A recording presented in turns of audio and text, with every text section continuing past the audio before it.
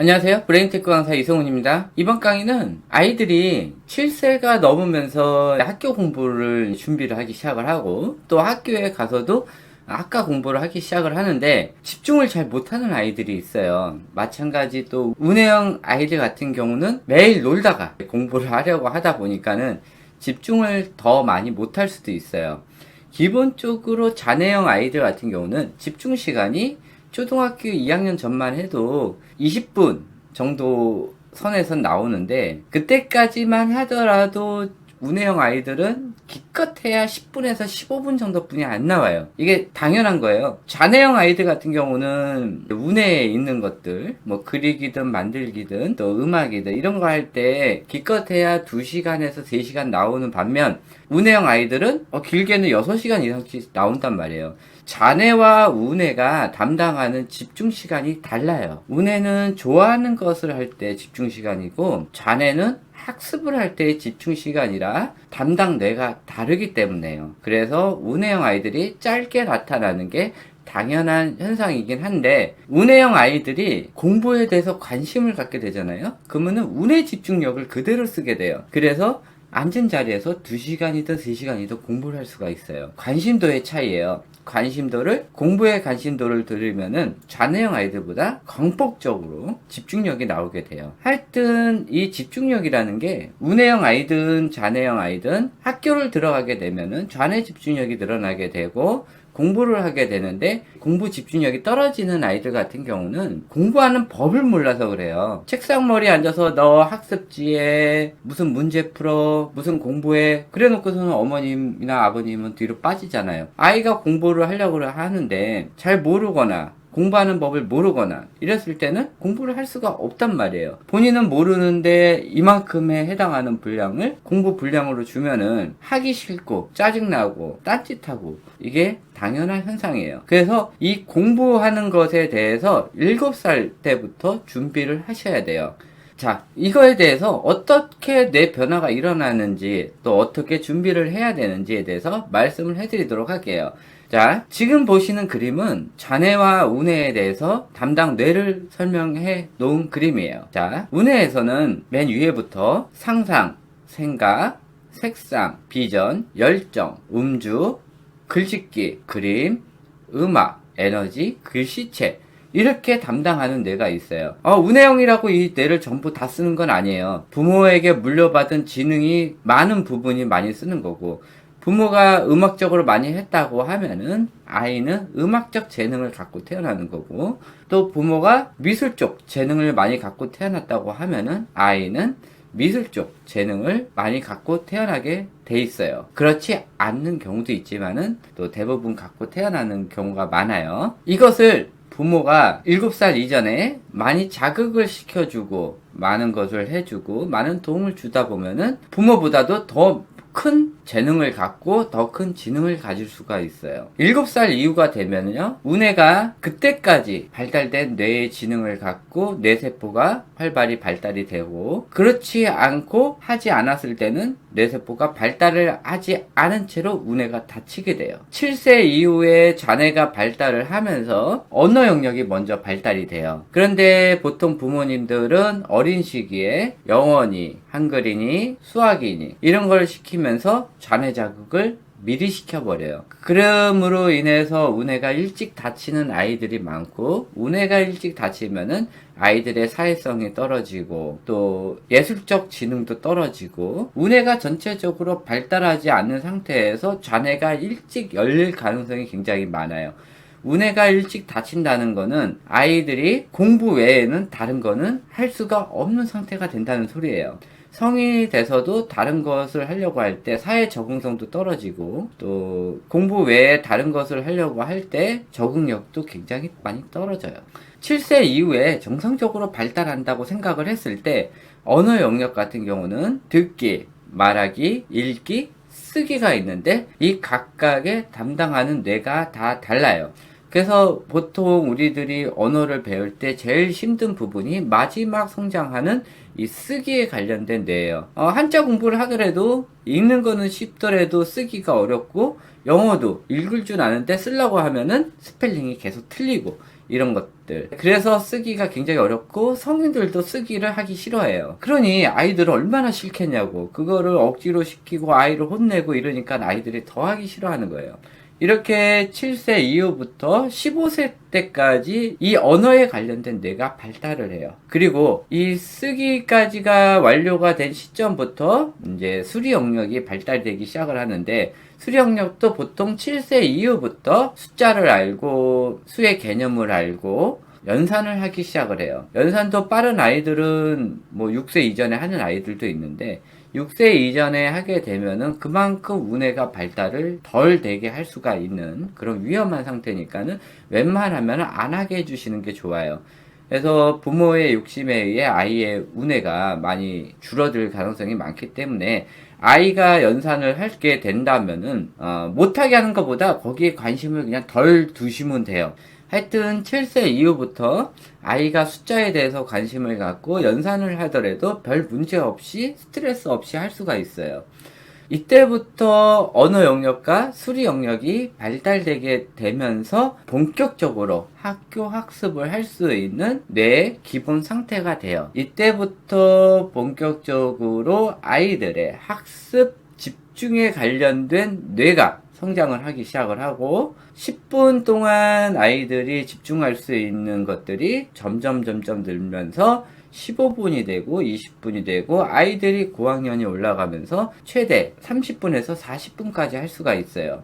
그리고 뇌가 멈추는 약 10세에서 11세 이후부터 대뇌피질이 발달하기 시작하면서 집중 시간이 더 많이 급속도로 올라가면서 중학교 이상부터는 2시간, 고등학생부터는 앉은 자리에서 3시간 정도까지 공부를 할 수가 있는 거예요. 그러면은 7세 이후부터 무엇을 하면 좋을까? 일단은 지금 뇌에 있는 그림을 보면은 정리정돈, 체계적, 계획, 수리연산, 또 작업진행, 화술, 분석, 전략 이렇게 있어요. 근데 이거는 전체적인 거고요. 초등학교 입학하고 나서부터 중점적으로 봐야 될 부분이 정리정돈, 체계적, 계획 요 부분이에요.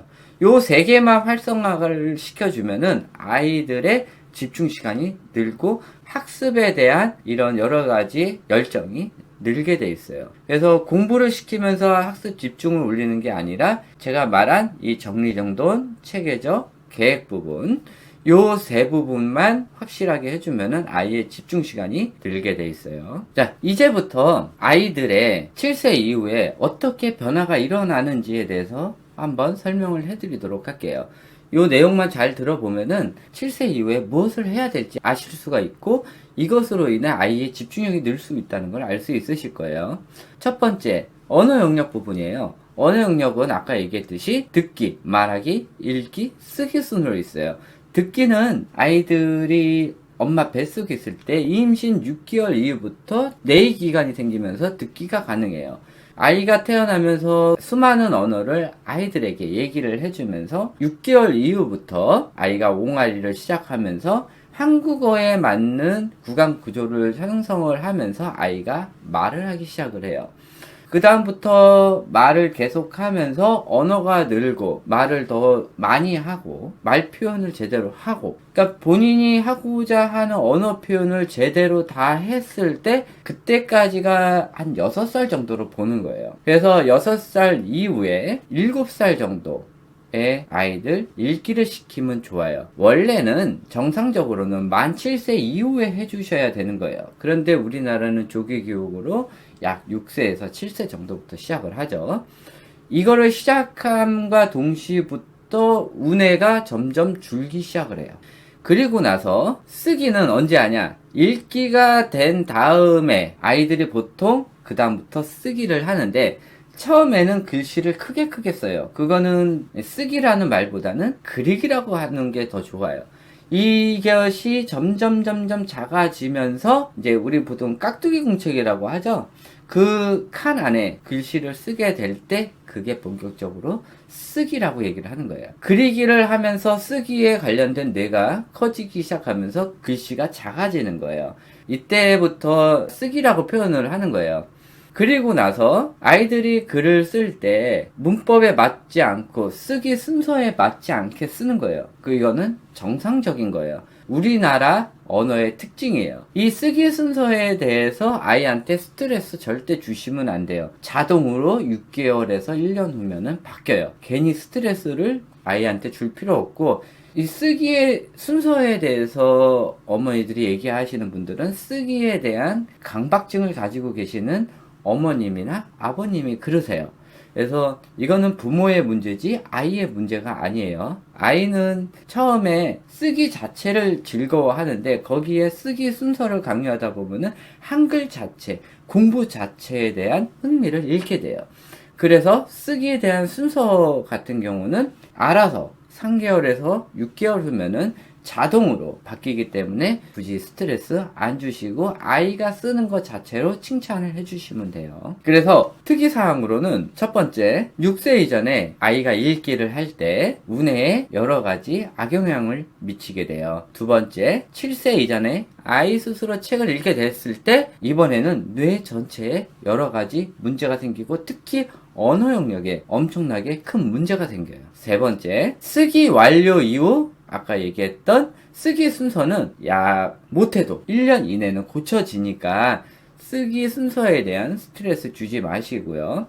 받침자 같은 경우는 초등학교 1학년에서 2학년 정도 되면은 자동으로 고쳐져요. 그렇기 때문에 받침자에 대한 스트레스를 굳이 주지 않으시고 학교에서 하는 수업만으로도 충분하니까 굳이 스트레스 안 주셔도 상관이 없어요. 대부분 아이들이 3학년 되면은 다 완성된 받침자를 쓰고 받침자를 완성되지 않은 아이들도 4학년 되면 다 쓰니까 굳이 이런 거에 대해서 스트레스 안 주셔도 되고 4학년이 넘었는데도 굉장히 어려워하는 이런 아이들 같은 경우는 굉장한 운해형일 가능성이 많아요. 그래서 그냥 그러려니 하고 그냥 아이를 키우시면 돼요. 4학년이 넘었는데도 받침자가 안 되는 아이들 같은 경우는 아무리 아이들을 혼내거나 스트레스를 주더라도 이 아이는 못 고쳐요. 타고난 게 그렇기 때문에 어쩔 수가 없는 부분이에요. 또 받아쓰기 시험 같은 경우도 원래는 이런 띄어쓰기나 받침이나 이 전체적으로 완성되는 게 초등학교 2학년 정도예요. 그런데 이때 받아쓰기 시험을 봐서 100점을 못 맞았다고 아이를 혼내거나 뭐 구박을 하거나 이랬을 때는 아이는 당연히 스트레스를 받는 거예요. 3학년이 되면 알아서 되는 거를 왜 2학년 때까지 이렇게 스트레스를 주는지, 이게 부모들의 극성 때문에 그래요.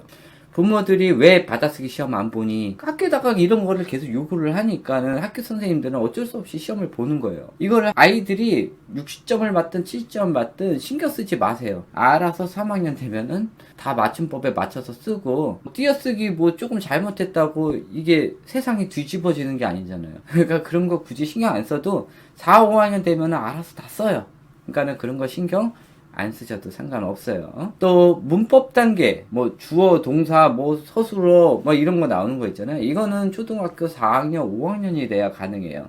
그래서 영어의 문법 같은 경우도 초등학교 4학년에서 5학년이 넘어야 뭐 파닉스를 시작한다든지 뭐 문법 단계를 시작한다든지 그렇게 하기 때문에 4학년, 5학년이 돼야 가능해요. 그래서 그것도 뭐 2학년, 3학년 때 굳이 스트레스를 주실 필요 없어요. 영어는 조기 영어 많이 시키잖아요. 조기 영어를 시키면은 성공 확률이 1% 정도뿐이 안 돼요. 나머지 99%는 여러 가지 아이들한테 문제점이 발생되고 또 사회성도 떨어지고, 심하게는 일찍 시키면은 아이들 논리력이 향상되면서 우뇌가 완전 발달을 안 할 가능성도 있고요. 상상력과 창의력도 떨어지고, 진짜 심하게는 아이들이 이기주의, 개인주의, 자기에서 인격장애까지 가질 수가 있어요.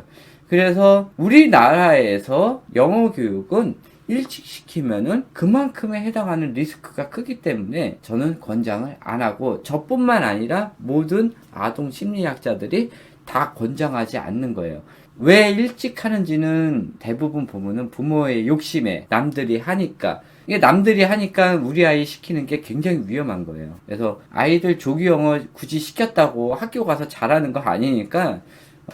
또 이런 얘기 있잖아요. 어렸을 때 영어 시키면 애들 잘한다. 잘하겠죠. 근데 그만큼의 리스크가 굉장히 커요. 그리고 우리나라 요즘 세상 같은 경우는 굉장히 개인주의 많이 크기 때문에 이 와중에 조기 영어를 시키면은 아이들이 자기애성 인격 장애를 가질 가능성이 굉장히 많고 남을 배려하는 마음이 떨어질 확률도 많고 사회성도 굉장히 많이 떨어질 확률도 많아요.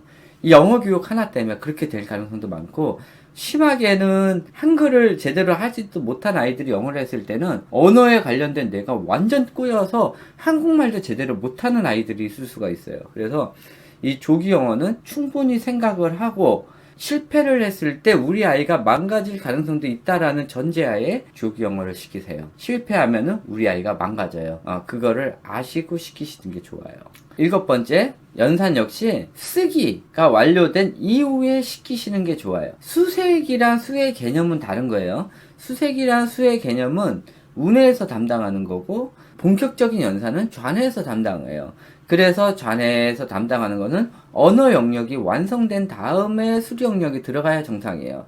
그래서 아이들의 최소한 쓰기가 조금 된 다음부터 연산 단계 들어가시는 게 뇌 순서에 맞고 아이들 뇌가 원활하게 돌아가는 그 단계이기 때문에 아이가 연산을 일찍 시작하게 되면은 여러 가지 또 뇌 꼬임 현상이 발생될 수 있으니까 참고를 해주셨으면 좋겠어요. 그래서 아이들 자네가 성장할 7살 이후에 꼭 해야 될 게 있어요. 10가지를 제가 추려봤어요. 첫 번째, 문제집으로 습관 잡는 거예요. 이거는 언제부터 하냐? 7살 학교 가기 6개월 전부터 시작을 하시면 되고요. 요거는 내용이 길어요. 그래서 제가 관련 영상을 위에 올려드릴 테니까는 그거를 보고 한번 참고를 해주셨으면 좋겠어요.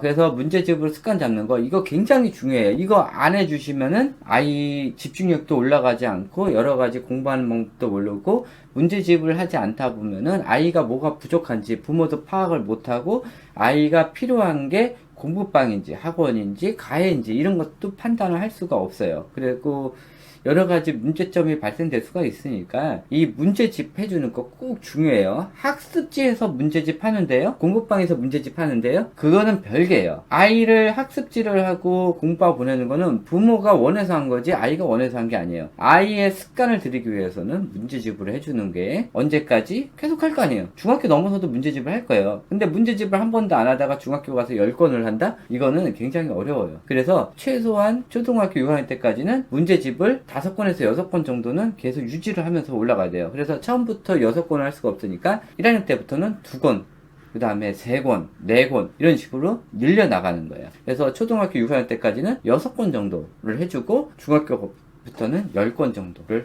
해주셔야 돼요. 그래야 아이들이 또 거기에 맞춰서 문제집이 어려우면은 본인 스스로 학원을 갈 것인지 가해가 계속 맞았으면 가해를 할 것인지 또 공부방을 계속 할 것인지 또 학습지로 계속 유지를 할 것인지 이런 것들을 아이들 스스로 결정을 할 수가 있어요. 두 번째, 계획 습관 잡기예요.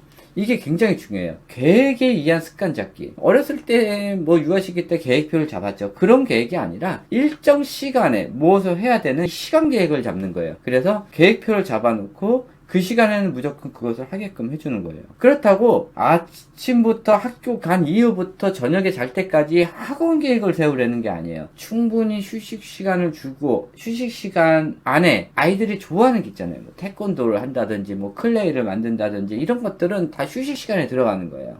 아이들이 좋아하는 거는 꼭 매일 하나에서 2개 정도는 껴놓으시고요. 그 다음에 부모님이 원하시는 걸 하세요. 뭐 학습지를 시키든지 영어 학원을 보내든지 그거는 부모님이 원하는 거잖아요. 부모님이 원하는 건 한 2개 정도 껴놓고 아이들이 원하는 걸 2개 정도 껴놓으세요. 부모 욕심에 4개를 전부 다 부모님이 원하는 이런 거를 보내지 말란 말이에요. 아이들도 충분히 휴식이 필요해요. 근데 휴식이라고 집에서 탱자탱자 노는 게 아니라 본인의 여가 활동을 즐길 수 있는 이런 것들을 꼭 휴식 시간에 집어넣으라는 거예요.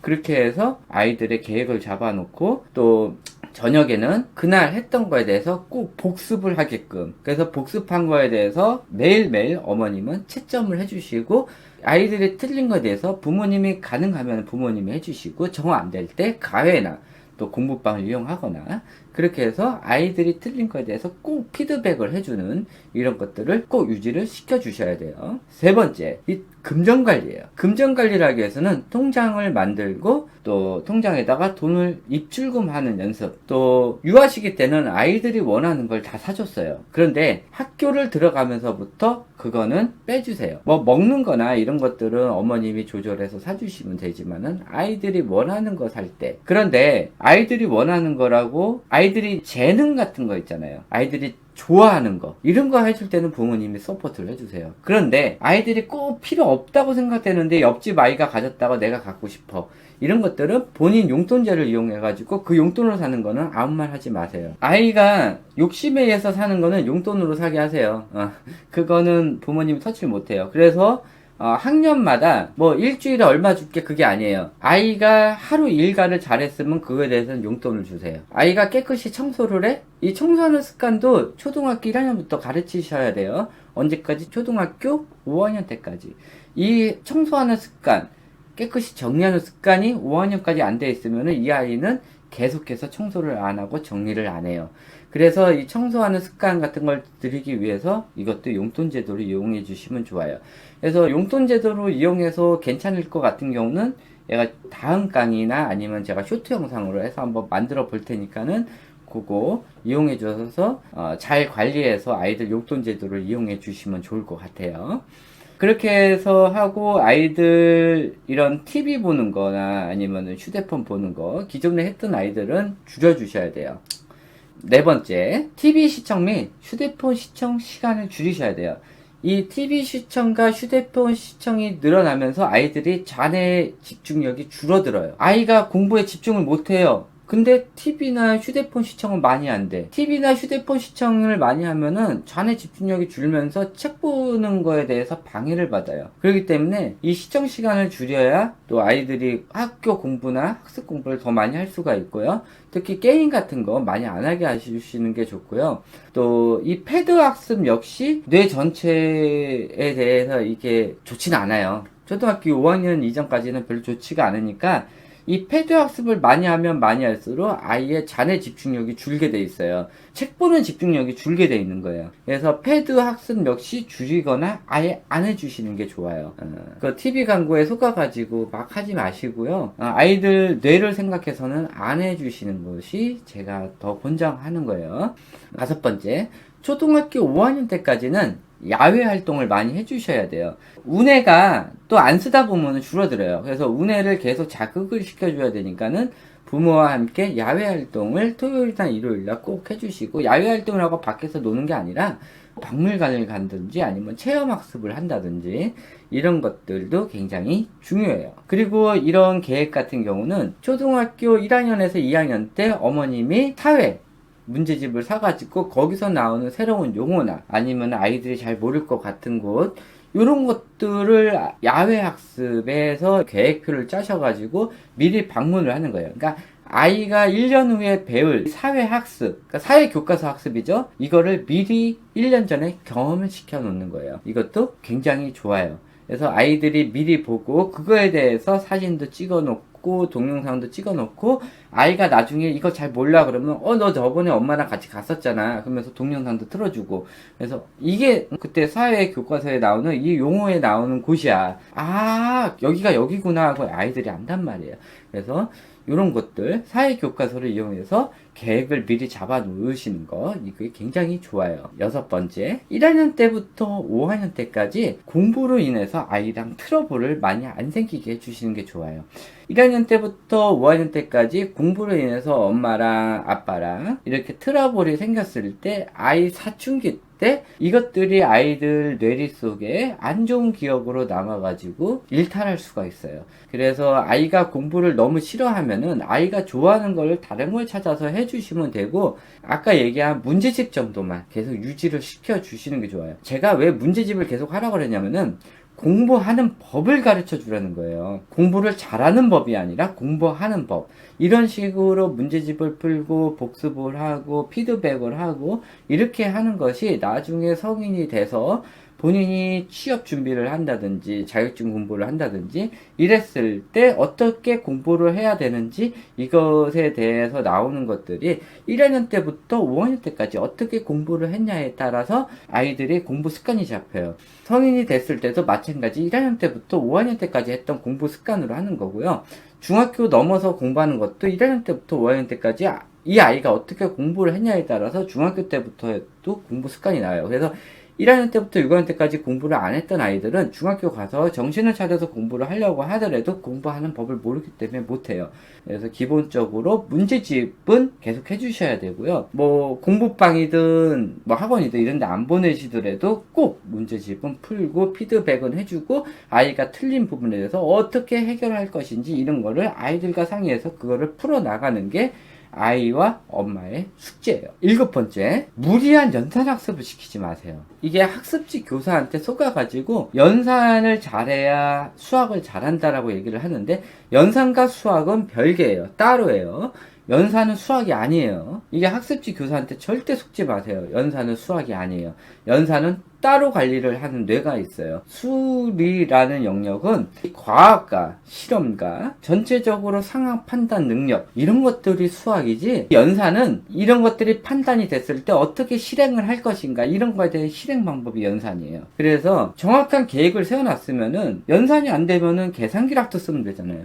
그래서 연산은 별로 중요한 게 아니에요. 초등학교 때 나왔던 그 많은 연산들 중학교부터 안 써요. 그냥 구구단하고 덧셈 뺄셈하고 최소한 2자리 정도 덧셈 뺄셈 곱셈 나눗셈 정도만 할 줄 알면 돼요. 그리고 제일 중요한 게 분수 덧셈 뺄셈 곱셈 나눗셈, 소수점 덧셈 뺄셈 곱셈 나눗셈, 넓이, 또 함수 이 정도만 할 줄 알면 되지, 초등학교 4학년 5학년 때까지 나오는 그 큰 숫자들 덧셈 뺄셈 곱셈 나눗셈 한 개도 필요 없어요. 중학교 고등학교 때도 하나도 필요 없고요. 뭐 학습지 교사들 그러잖아요. 이 연산을 못하면은 고등학교 수학을 못한다. 이 사람들은 고등학교 놀아왔던 사람들이에요. 문과를 나왔거나 아니면 고등학교 때 수학을 전혀 안 했던 사람이에요. 이 학습지 교사는 전혀 고등학교 수학에 대해서 모르는 사람들이에요. 그렇게 연산 잘하면은 고등학교 수학 문제 하나 줘보세요. 풀 줄 아나? 절대 못 풀 거예요. 그런 사람들 얘기 들을 필요 없어요. 고등학교 수학은 2자리 덧셈 뺄셈 곱셈 나눗셈만 할 줄 알면 되고요. 구구단만 할 줄 알면 돼요. 그리고 분수 덧셈 곱셈 뺄셈 나눗셈만 할 줄 알면 돼요. 그러면은 고등학교 수학 80%를 풀 수가 있어요. 그러니까 초등학교 때 하는 학습지 교사들 하는 얘기 절대 믿지 마세요. 영업을 위한 거의 90% 이상 거짓말들이니까 그거에 대해서 판단은 부모님이 하시고 웬만하면 믿지 마세요. 8번째, 입학 후 거실과 아이들 공부방, 책장 정리하기예요. 아이들 책에 대한 관심을 보이기 위해서 방이든 거실이든 책이 수백 권이에요. 그럼 아이들이 다 읽을 것 같아요? 절대 안 읽어요. 아이들은요, 본인이 좋아하는 것만 읽어요. 그래서 정작 300권, 400권의 책이 있더라도 아이들이 직접 보는 거는 20권도 안 돼요. 그렇게 해서 많이 놔두면 아이들이 이것저것 관심을 갖겠지라고 하는 거는 부모의 욕심이에요. 오히려 그게 역효과가 나요. 차라리 아이들이 관심이 있는 그 책을 집중적으로 40권, 50권을 놔주는 게 아이들의 지능 발달에 더 좋아요. 그래서 아이들이 자동차에 대해서 관심이 있어요. 그러면은 거실에 있는 책을 전부 자동차로 도배를 하세요. 차라리 아이들이 그걸 더 좋아해요. 그리고 그 외에 아이들이 관심이 좀 있을 만한 책을 다른 곳에다가 한 3, 40권 정도 따로 놔두고 나머지 책을 싹 다 치워버리세요. 그냥 과감하게 그냥 버리시던지 아니면 나눔을 하시던지 그렇게 하시고 아이가 관심 있는 거 이걸로 쫙 채워놓으세요. 그리고 뭐 Y나 후나 이런 것들은 아이들이 좋으니까 이런 것들은 놔두시면 아이들이 아무 때나 또 재밌게 보고요. 초등학교 저학년은 만화로 된 걸 좋아하니까 만화로 된 과학에 관련된 거 이런 것들은 놔두셔도 돼요. 그 외의 것은 또 관심 갖는다고 너무 많이 놔두지 말고 아이들이 천재 관심 있는 거를 차라리 싹 도배를 해주시는 게 아이들한테 굉장히 좋고 그거에 관련돼서 지능이 활발히 발달되고 거기에서 다른 거를 관심을 갖는 이 시점이 금방 바뀌던지 아니면 거기에 대해서 더 집중적으로 아이가 관심을 가질 수 있으니까는 아이들의 관심도를 더 깊숙이 하기 위해서는 아이들 관심도에 따른 그 책을 더 많이 조금 더 어려운 책으로 놔주시는 게 오히려 아이들의 지능 개발에 굉장히 좋아요. 국수 연가사가 중요한 게 아니라 아이들의 관심도에 따른 이런 것들을 더 충분하게 책으로 마련해 주는 것도 오히려 이 좌뇌 발달 시기에 아이들의 이론이 더 늘 수 있는 더 좋은 효과를 줄 수가 있어요. 9번째, 초등 입학 전에 아이들 공부방을 만들고 거실보다는 공부는 공부방에서 해주시는 게 좋아요. 이 거실에서 하다 보면은 주변 신경을 더 많이 쓰기 때문에 좌뇌 집중력이 분산이 돼버려요. 그래서 아이들이 웬만하면은 초등학교 1학년 좀 빨리 하려면은 7살 이전부터 아이들 공부방을 만들어주고 거기서 공부를 하고 노는 거는 밖에 나와서 놀게끔, 거실에서 나와서 놀게끔 해주는 게 좋아요. 그래서 7살 이전에는 놀이방과 공부방을 같이 해주는 거예요. 그리고 7살 넘어서는 놀이를 했던 거를 다시 책장으로 좀 바꿔주고 또 자석에서 공부하게끔 해주고 7살 넘어서 학교 들어가게 되면은 책상을, 그러니까 의자에 앉아서 하는 책상 있잖아요. 그거를 바꿔주는 거예요. 그래서 본격적으로 아이들이 공부할 수 있는 분위기를 딱 만들어주고 장난감은 싹 빼세요. 그러니까 공부에 방해되는 거는 싹 빼세요. 깔끔하게 정리해서 집중을 할 수 있게끔 그렇게 해주시는 게 아이들의 좌뇌 집중력을 올리고 더 공부에 신경을 쓰게 할 수가 있고 짧은 시간에 더 많은 공부를 할 수가 있어요. 그래서 거실에서 공부하는 아이들이 대부분 보면 산만해요. 공부는 공부방에서 해주시는 게 아이들의 여러 가지 학습 효과적으로 굉장히 좋아요. 그래서 10번째, 공부방은 깔끔하게. 그러니까 주변에 이런 거 안 놔두고 굳이 논다 그러면은 침대 정도는 놔주셔도 돼요. 그래서 그 공부방에서 잘 수 있게끔. 그래서 아이만의 공간을 만들어 주시는 게 최고 좋아요. 그래서 어렸을 때는 다시 말하지만은 놀이방을 공부방하고 변경을 해주고 나중에 학교를 들어갈 때쯤 그 방에다가 놀이기구를 싹 치우고 거기다가 침실을 마련해 줘서 그 공부방에서 잠도 자면서 공부를 할 수 있게끔 깨끗하게 해주고 놀이에 관련된 거는 싹 거실로 빼주시는 게 굉장히 중요해요. 그 외에 또 여러 가지가 있는데 일단은 기본적으로 자녀가 성장할 7살 이후부터 해야 할 10가지, 이거는 100% 다 해줘야 아이들의 좌뇌 집중력이 오르게 돼 있어요. 또 영상을 찍다 보니까 굉장히 오래됐는데 굉장히 중요하고 제가 상담을 가면은 이 부분은 계속 얘기를 해야 하는 부분이니까는 꼭 중요하게 봐주셨으면 좋겠어요. 자, 요것으로 7세 이후 자녀가 성장 시기에 해야 되는 이유와 해야 되는 것들에 대해서 설명을 해드렸어요.